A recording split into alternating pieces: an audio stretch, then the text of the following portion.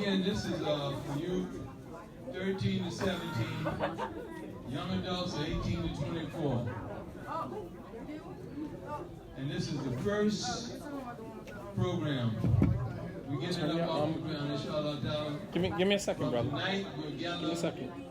Majida. Majida. Sister Majida. Can you turn your hotspot back on?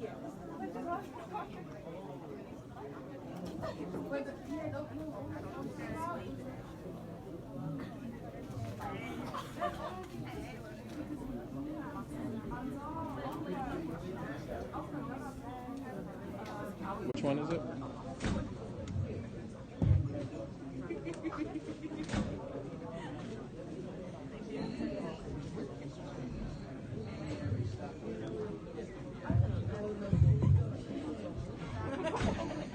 Oh, there it is. Okay.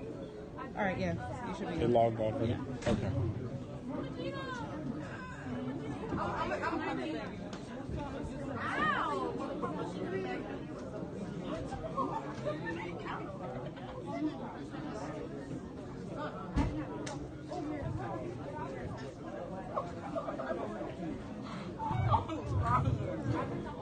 Okay, Bismillah, alhamdulillah, wa salatu wa salam ala Rasulillah. Okay, so before we broke for salat, there was a question that was asked about masturbation and watching porn, right? And how do we direct our youth in terms of these two things? So I want you guys to pay close attention, because this is something that you probably didn't know about watching porn. Looking at porn is supposed to stimulate you. It's supposed to stimulate you, stimulate your desires, so that after you finish watching porn, you want to go out basically and do what you just saw.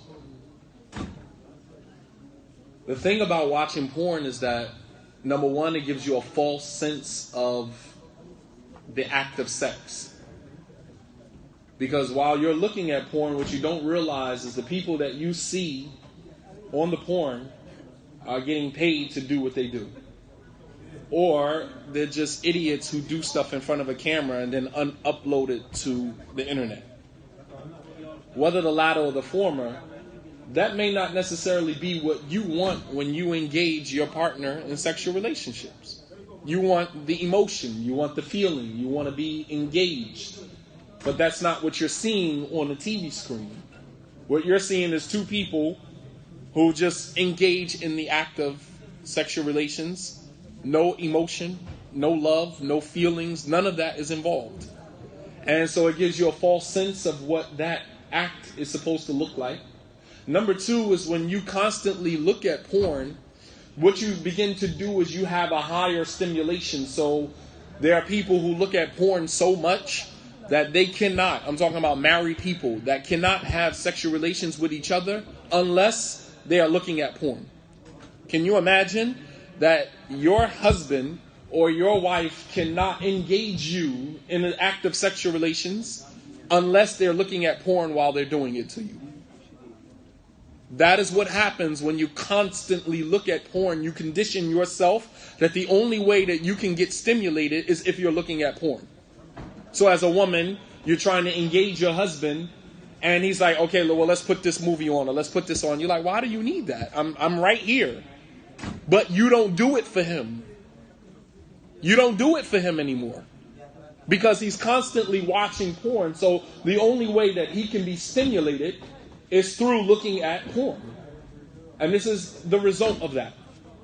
So there are tons of dangers that is associated with looking at this stuff, watching these things. And although you're scrolling through Instagram, you're scrolling through Twitter, and pictures, images are popping up, you have to be able to condition yourself that when you go on to these social media sites, that you're just not all over the place. You condition yourself that I'm going on here and I'm going to look at this and this, or check out this, but after that, I'm off. But because when you have too much time and you're all over the place with these websites, with these social media sites, You end up going into danger zones. You end up going onto pages that you shouldn't.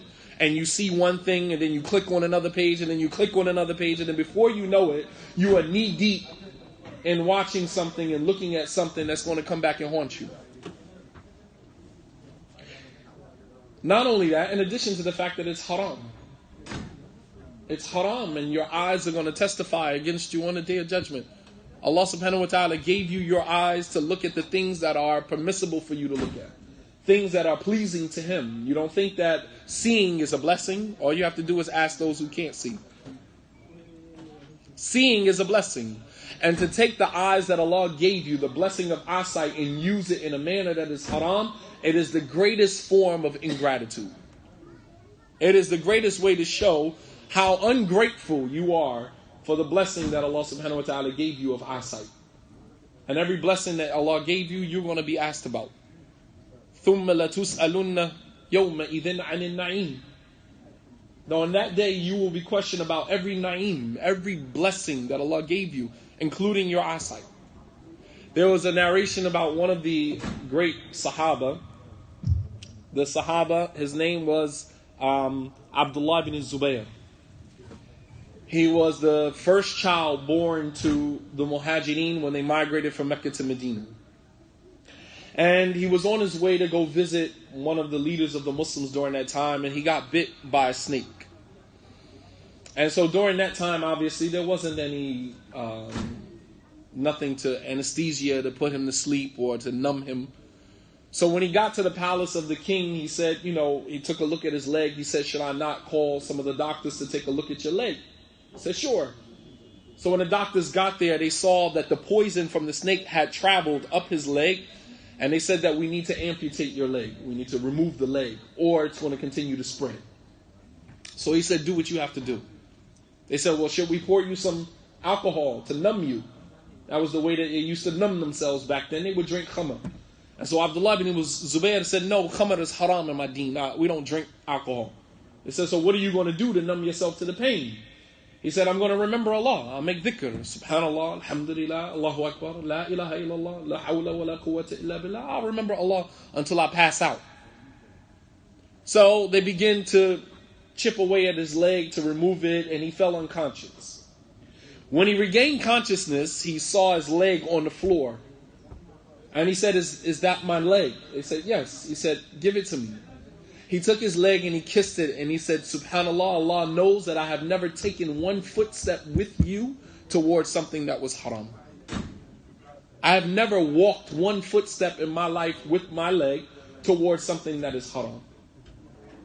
Because he knows that your leg, your body parts are going to testify for you or against you on the day of judgment. Allah mentions in the Quran, يَوْمَ نَخْتِمُ عَلَىٰ أَفْوَاهِهِمْ وَتُكَلِّمُنَا أَيْدِيهِمْ وَأَرْجُلُهُمْ بِمَا كَانُوا يَعْمَلُونَ. On the day when we will seal your mouths shut, and your hands will talk, and your feet will testify against you and all of the things that you used to do. So while we take these faculties for granted, we go and we get tattoos on our arm, we go get tattoos on our shoulder because we think it's cute, not realizing that that part of your body that Allah gave you, that you desecrated with a tattoo, that is haram. Not to mention the person who gets a tattoo is cursed. Did you know that? The person who gets a tattoo is cursed. What does it mean to be cursed? Because maybe that doesn't mean anything. Maybe that doesn't register. What does it mean to be cursed by Allah subhanahu wa ta'ala? That means that you are undeserving of any mercy from Allah subhanahu wa ta'ala. That your body parts will testify against you. And you will wish on the day of judgment that you never did that. Guarantee you, you laugh now, but you will definitely cry later. When Angel Jibreel took the Prophet ﷺ on a journey through the hellfire, and he saw different punishments in the hellfire, he came across a furan, he came across a furnace. And when he looked inside of the furnace, he saw naked people being scorched with fire. And every time they tried to crawl out, there was an angel waiting at the top to push them back in. And the Prophet turned to Angel Jibreel and he said, what was their sin? What did they do? He said, these are the men and women who in this dunya, in this world, thought that it was okay to sleep with one another. Fornicators and adulterers. And that is their punishment. The same people that you took your clothes off in front of will be the same people that will be burning with you in the furnace in hell. And while you laugh now because it's cool, the 5, 10 minutes, 20 minutes of pleasure that you get, you have to ask yourself in the hereafter, is it worth it?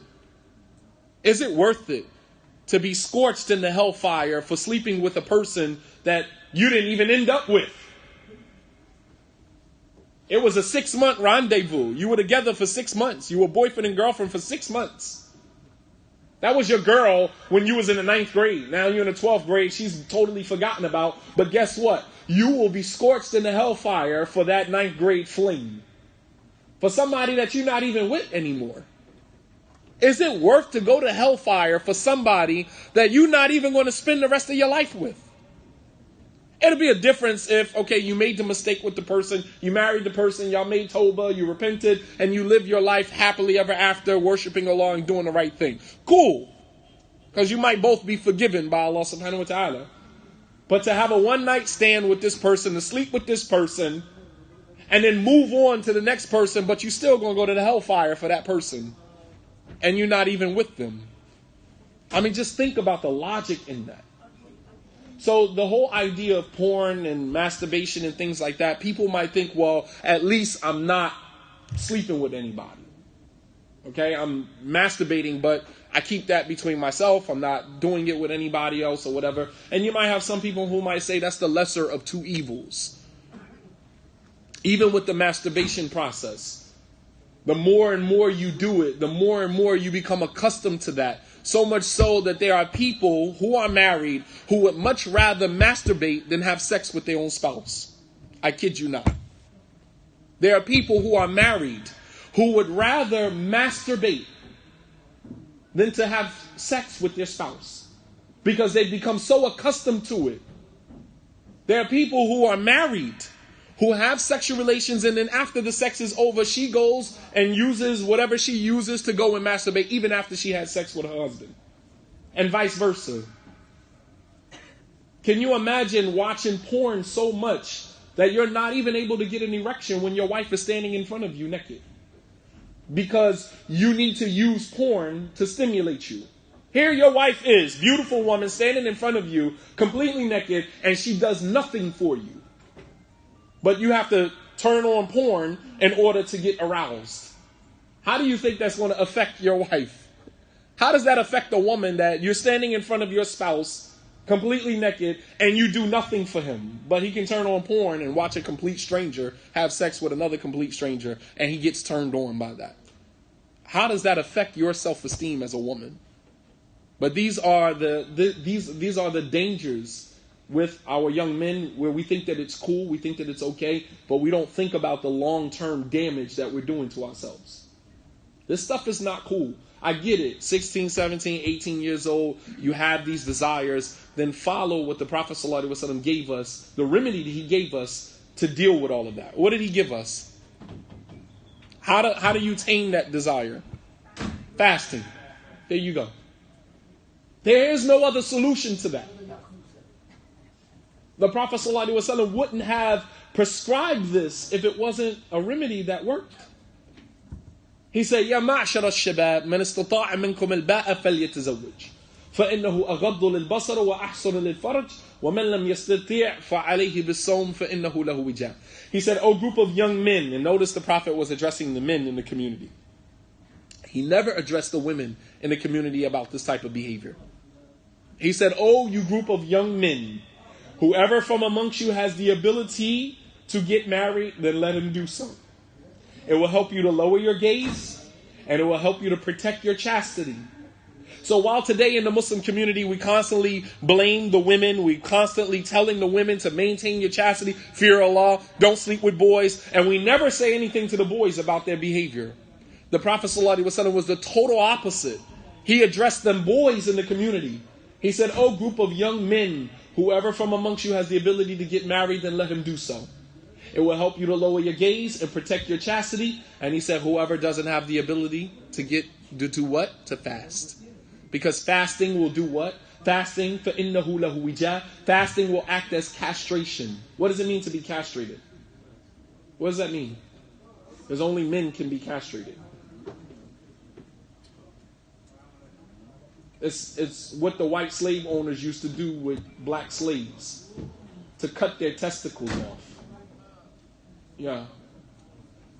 So the Prophet ﷺ said fasting is equivalent to cutting off your testicles. What does that mean? It cuts off the desire. It weakens the desire. Not cuts it off, but it weakens it.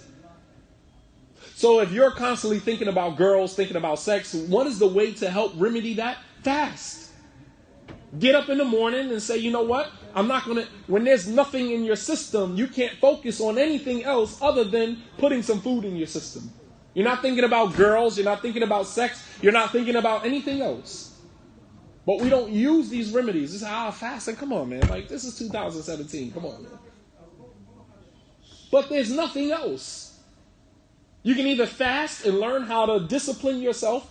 That's already a stigma that we have in the black community, that young black men have no discipline. You're already viewed as animals. That's the stigma. You're already viewed as animals. So we feed the stigma because our interaction with the young women in our communities, you go to any high school. From the moment we step into the school to the moment we leave, it's all about the girls. Sex, who you smashing, who you sleeping, how many bodies you got. Word. Real talk. That's what the whole conversation is for the whole 8 hours that the boys are in school. Because we feed the stigma that we're animals. We have no discipline, no self-control. All we think about is sex. So we have to make sure that, we learn how to tame that. And that is done through the prophetic remedy of fasting. You have to fast. How many of you guys fast? Mondays, Thursdays. Every other day until you learn how to control it. You learn how to control it. See, you would much rather a response that allows you to still enjoy your desires, but any person that has ever been successful in their life has exercised discipline. Whether it's financial discipline, if you want to become wealthy and rich, you got to stop spending your money on Jordans. Stop buying phone posits for $285. Well, they probably more in New York, but in Delaware, they're $250. No taxes. The point that I'm making is that any person who has ever been successful in their life has had to exercise discipline.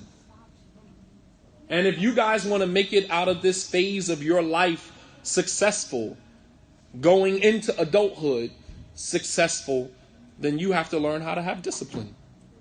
But if you give in to your desires, you feed into that desire, you will reap that later on. You reap what you sow. Yes. Shoot, go for it. All right, what if a man just marries a woman to, only Okay. And the second question is about, how you said the virginity thing? What if a woman waits, like to do some virginity to her husband, and then the husband marries another Okay. Good question. She said number one, what was number one? Halal sex. All right. We've heard that in the Muslim community so many times. They're getting married just to simply have sex. So they don't do it in a manner that is haram.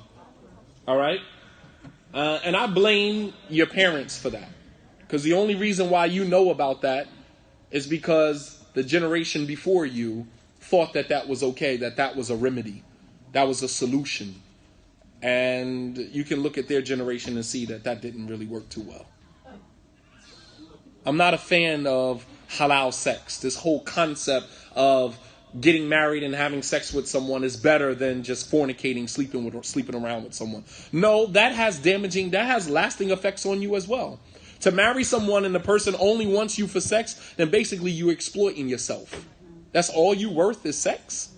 You are married a person just so you can have sex? That is, you're exploiting yourself and exploiting the other person. Not only that, it is a lack of respect for the institution of marriage. Marriages should be worth more than that. But when we tell our children, you want to have sex, just go get married. You ready to have sex does not mean that you're ready to get married.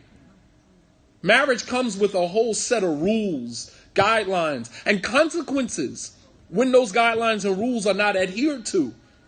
People would have been okay on their way to Jannah had they not got married.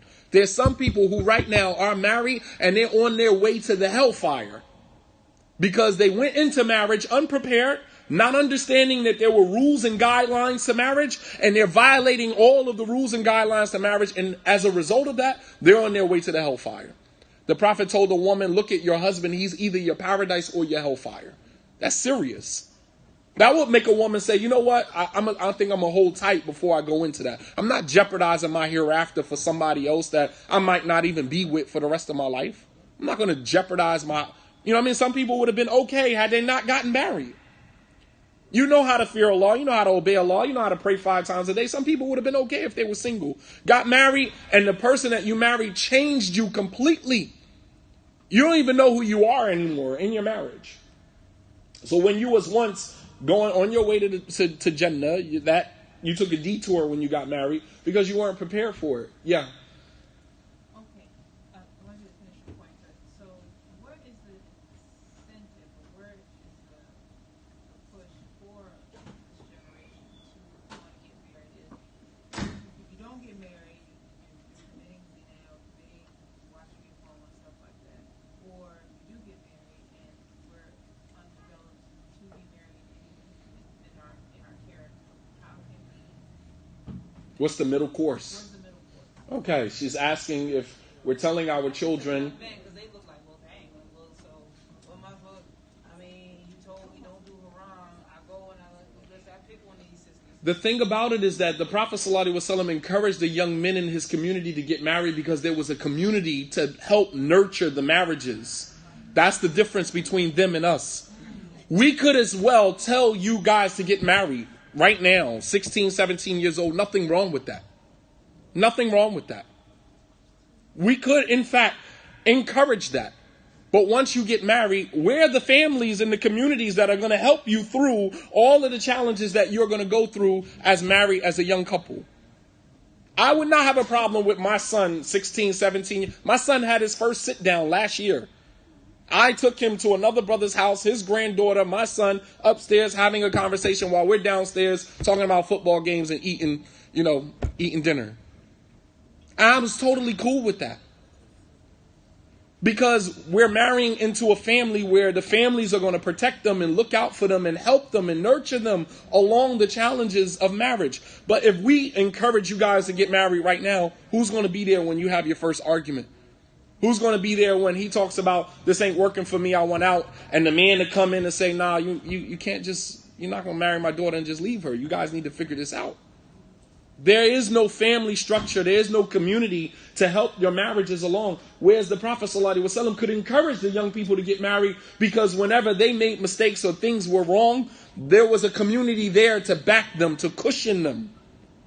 Right? Even the Prophet ﷺ, he went to go visit his daughter, Fatima, who married his cousin, Ali. And when he noticed Ali wasn't in the house, he asked Fatima, where's Ali? She said, Kana bainana shay, that we had an argument. And he left. What did the Prophet do? Did he say, oh, well, that's not my business? No, he sent Bilal, go find out where Ali is. Ali was in the masjid, sleep. He didn't run and go get high, run and go find another girlfriend. He went to the masjid. So that shows you that there was a mentality there. That when arguments happen in the marriage, fights happen, you're not going to go too far. He went to the masjid. Bilal came back and told the Prophet, Ali is in the masjid. The Prophet went to the masjid, he was asleep, and he began to dust them off, and he said, Qum ya Aba Turab, stand up, O father of the dirt, joking with him that you went to the masjid and went to sleep. He got into an argument with the Prophet's daughter. You understand? There was a community there to help them. When Umar radiallahu anhu found out that the Prophet was boycotting all of his wives because they had angered him, made him angry, upset. Umar, when he found out, he prayed Salatul Fajr and he went to the house of his daughter Hafsa. And he said, did the Prophet divorce you? She said, I don't know. I don't know. He's boycotting us. He's not talking to us. I don't know what's going on. And Umar said, I knew this was going to happen. He said, you're just like your father. Meaning, you stand your ground and you're very forthright, and it's, for a man like the Prophet sallallahu alaihi wasallam, this might not be appropriate. He said, don't ask the Prophet for anything. Anything you need, ask me. This is a father. Realizing that his daughter married to a man, made some mistakes, and he's there to help cushion the blow. He said, don't ask him for anything. Anything you need, you ask me. He said, and don't be deceived by your co-wife, meaning Aisha, because he loves her more than he loves you, meaning he'll divorce you before he divorces her. Don't compete with her. There's a father giving his daughter advice. There was a cushion there. And in our communities, there is no cushion. I've seen brothers marry, both of them come from good families, and their whole marriage crumble right in front of the two families, and nobody intervenes. Nobody. How does that happen in a Muslim community? How do we take a daughter from a family, a son from another family, marry them, they have marital problems, and their entire marriage crumbles, they end up in divorce, while the two families, nobody intervenes? Why? Because this family never wanted her to marry him anyway. And this family felt like their son was too good for her anyway. So they actually want the marriage to dissolve. That's how sick we are, man. We actually want to see the marriage dissolve. And then when they end up divorced, oh, I ain't married her no more. Well, there's other sisters you can marry. Oh, I know a sister. Sister goes to another sister, say, what's up with you guys? Oh, we got divorced. Well, you was better than that anyway. You deserve better than him anyway. Nobody's addressing the actual divorce. Nobody intervened while the divorce was taking place. How does that happen in a Muslim community? When we took one sister from one family, a brother from another family, and married them, and then the whole marriage crumbles right in front of the entire community, and nobody intervenes. That's the problem. So we could say, you guys need to get married at a young age. But if there's no community to help your marriages along, then what's the sense? You're going to end up divorced anyway. To the second question, which is, how does a woman, save herself, safeguard herself, her chastity, do all of these good things that Islam says, and then finally marry the brother, and then after she marries the brother, he wants to marry somebody else. Shot to her self-esteem, makes her feel like all of it was worth nothing. I saved myself, I did the right thing, only to marry the brother, and then a year after we've been married, sometimes less than that, he wants another wife. That in itself is heavy. I don't want to say that's wrong in the sense that, polygyny or a man marrying another woman is not necessarily permissible in Islam, because it is.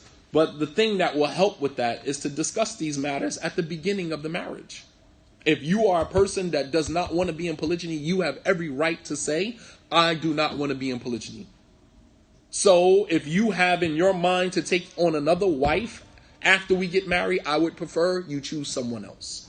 You have a right to do that. But a lot of times the marriages go by so quickly that this discussion never happens until post facto, until after you're already married. Because in the honeymoon phase, you guys are so in love and, drunk in love, and nobody ever talks about, what happens later on after, problems occur in the marriage and he decides he wants to marry another woman. You can state in your marriage contract that if in fact you marry another woman, I want to dissolve my marriage with you because I choose not to be in polygyny. That's your right. Nobody can take that away from you. But you can't do that when you don't know how to exercise those rights in the institution of marriage. How many marriages, Muslim marriages right now, in this community right now, there's no marriage contract whatsoever. How are you supposed to be able to exercise your rights within the institution of marriage when you don't even know what your rights are? When you don't even know how to use the marriage contract? So situations don't just happen like that. They happen because there's a level of ignorance there. And the woman is not, voicing her opinion in terms of what she would like and what she would not like in those marriages. If she stipulates that in her marriage contract and he signs off on that, then he has to adhere to that. She cannot say he can't marry another wife, but what she can say is, I don't want to be in polygyny. And if he agrees to that, he has to adhere to that. The agreeing to that or disagreeing to that happens before they get married. He can't change his mind. He violated the marriage contract. Then you can get a divorce. Keep it moving. You understand? That marriage contract is to protect you.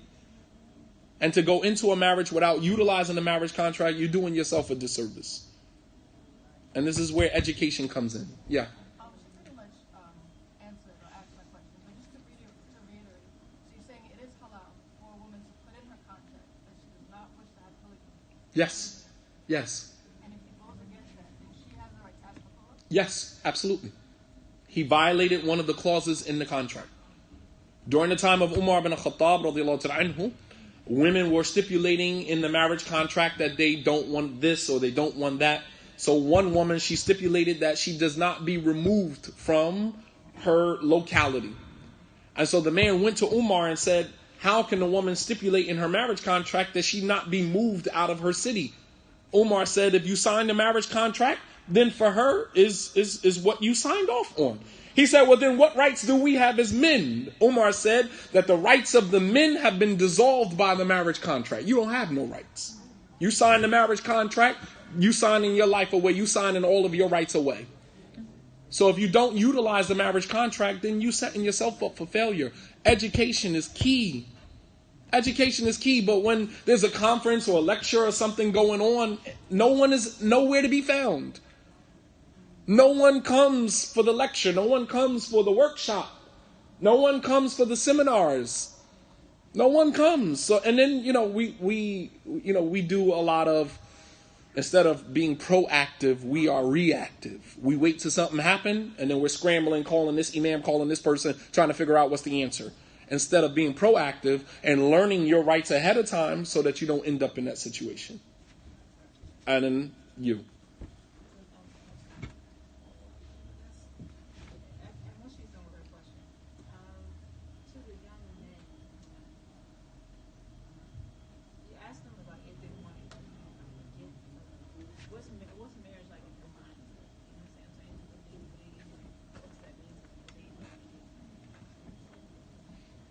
Yeah. To add to that, what is being prepared to be married? You mentioned that, that they're getting married young, there's no support. It takes a village to raise a child.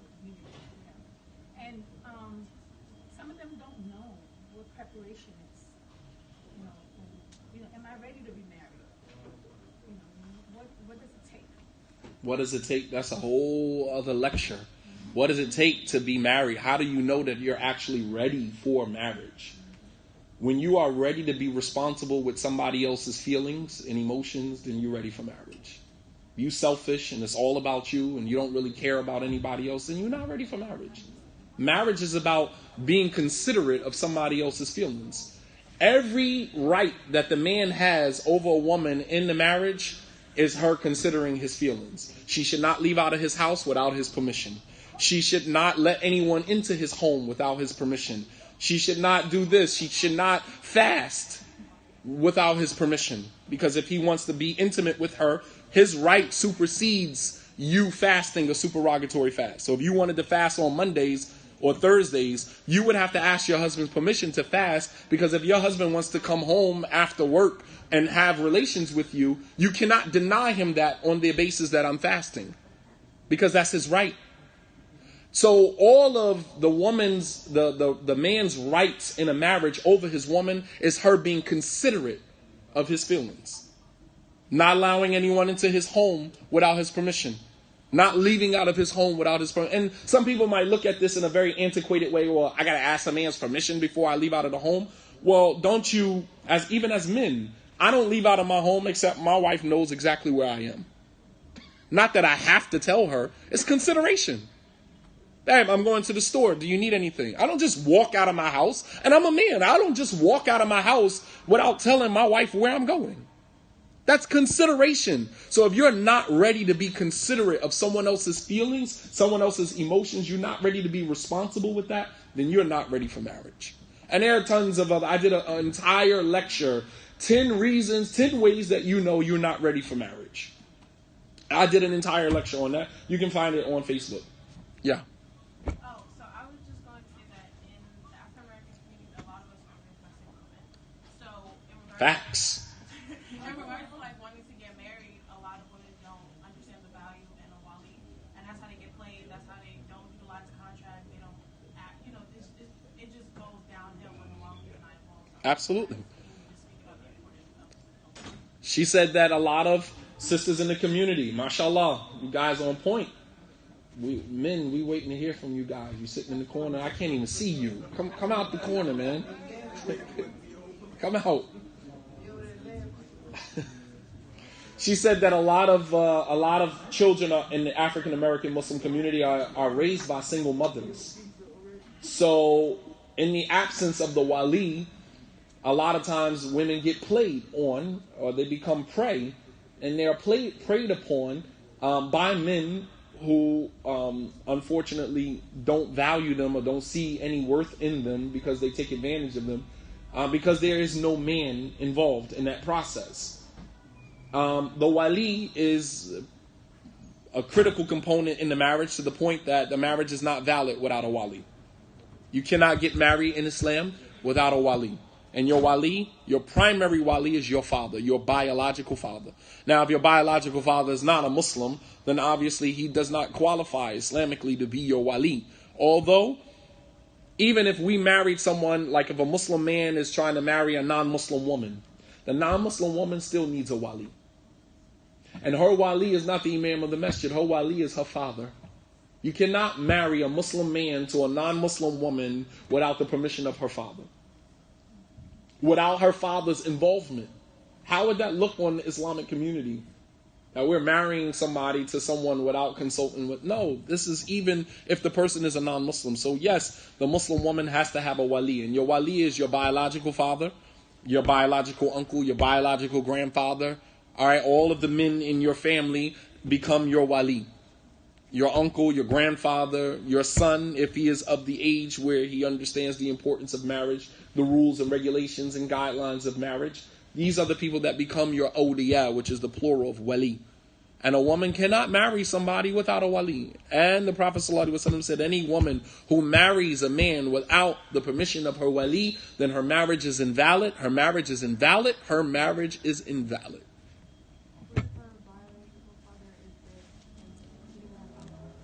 What if her biological father is deceased and she doesn't have an uncle? Does she have any other Muslim male relative in their family? If she does not have any other Muslim male relative in her family, then the imam of her local masjid becomes her wali. The imam of her local masjid becomes her wali. Yeah.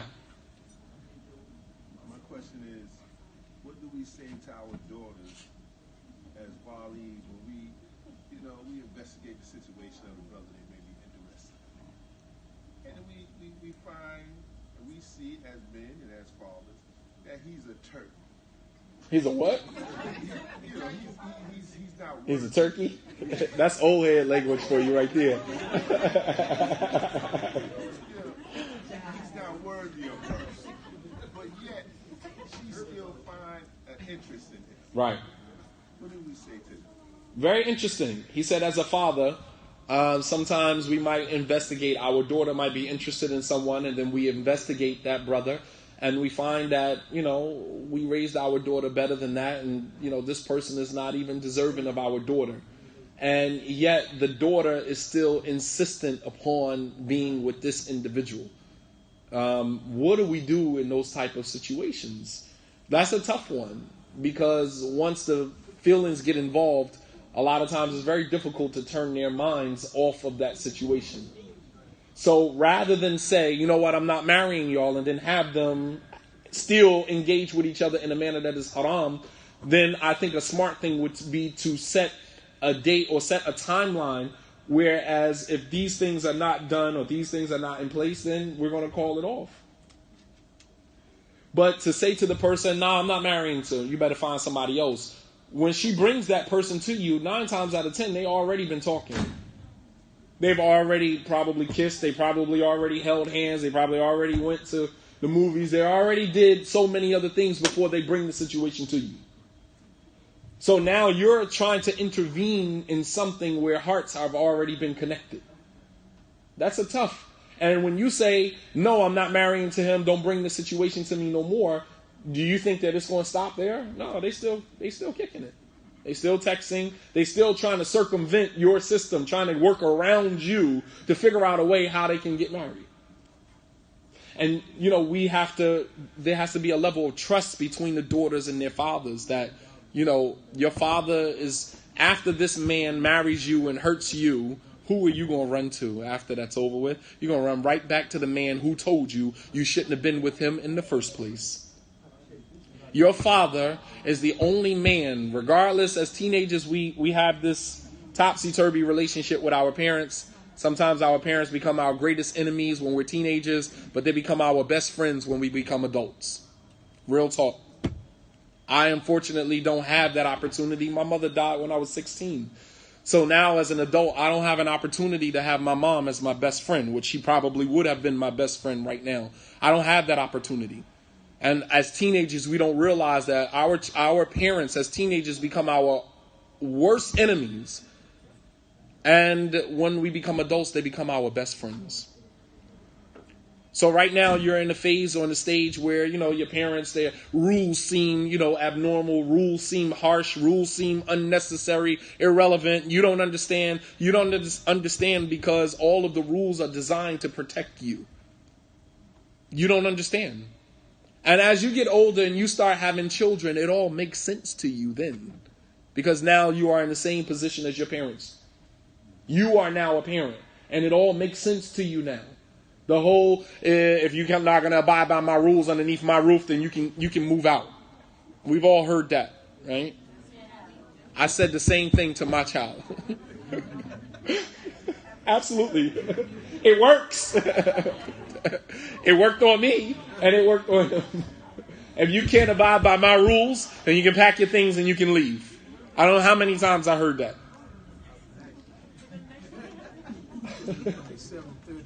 Too many times. All right, inshallah, we're going to conclude here. Let me just say, man, you guys, wallahi, I really appreciate you guys coming out and participating and sharing your thoughts and contributing to the discussion. And I'm hoping that this is the first of many other discussions that you guys are going to have as a community. Hopefully things are changing. And those sisters that you talked about, that if the community was more welcoming, more nurturing, more understanding, more forgiving, that they would come back. We're hoping that they see that things are changing. It has to change. Things cannot remain the same. And I think that the community, the older generation in the community are realizing that we lost, a couple of generations of our children due to this behavior. The shunning, the condescending, looking down upon them, the judging them. We've chased our children away from the one place that they really need to be, which is the masjid. And it's unfair. It's unfair.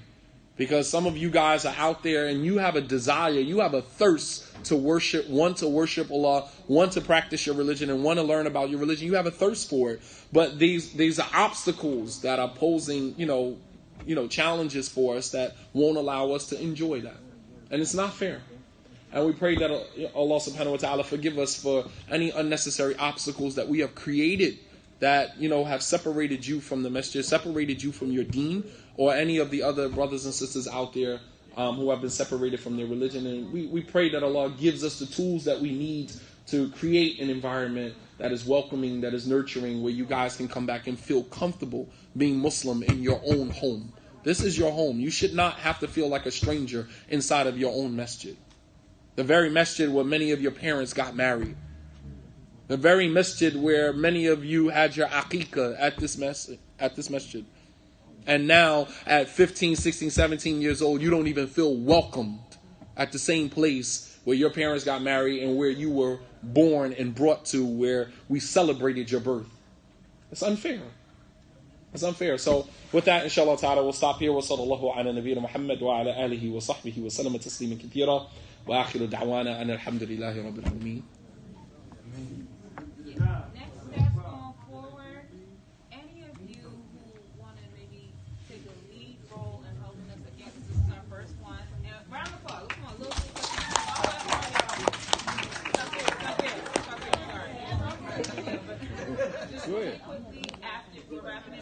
if you want to help, I need social media. I need people who can text and do all and post all day. Ain't got nothing else to do. If you want to brothers, you want to help develop stuff more for the brothers. I see y'all kind of maybe we can have a men's only real talk, young men's only real talk. If you want to help develop that, reach out, let us know.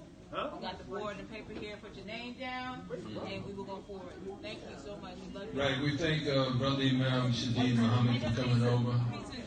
And There's pizza? This, yes. Allahu Akbar. That's what I wanted to ask. Oh, you're up now. No, let's spread the word. Spread the word. Let everybody know. Let your peers know.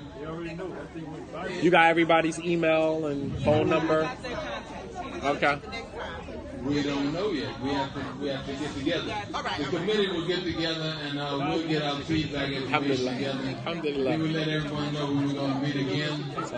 And brothers, be sure, brothers, you spread the word. Don't feel embarrassed to come out. You're young and you're the future, so you have to get this. We want to get it right this time.